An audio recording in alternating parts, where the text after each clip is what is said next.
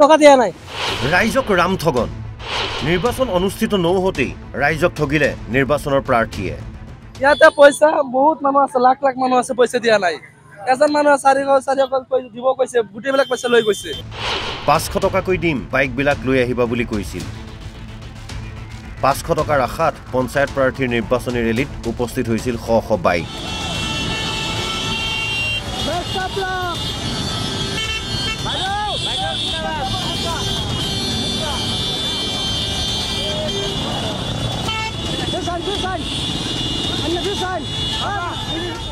কিন্তু নিদিলে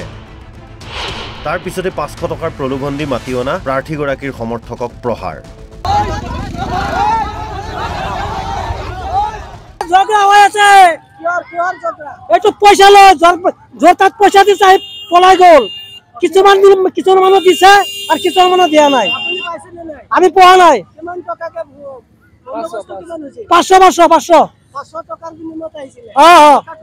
টকা দিয়া নাই লাখ লাখ মানুহ আহিছে পইচা দিয়া নাই এইগৰাকী লাহৰীঘাট জিলা পৰিষদৰ AUDFৰ সমৰ্থিত নিৰ্দলীয় প্ৰাৰ্থী সাবিকুন নাহাৰ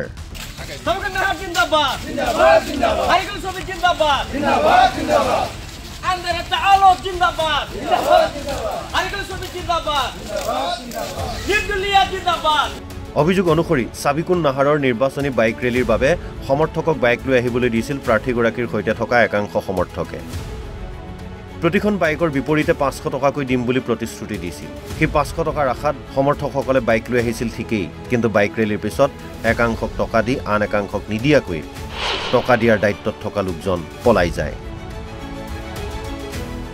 তাৰ পাছতে সৃষ্টি হয় উত্তপ্ত পৰিস্থিতিৰ উত্তেজিত লোকে 500 টকাৰ প্ৰলোভন দি মাতি অনা প্ৰাৰ্থীগৰাকীৰ সমৰ্থকক কৰে প্ৰহাৰ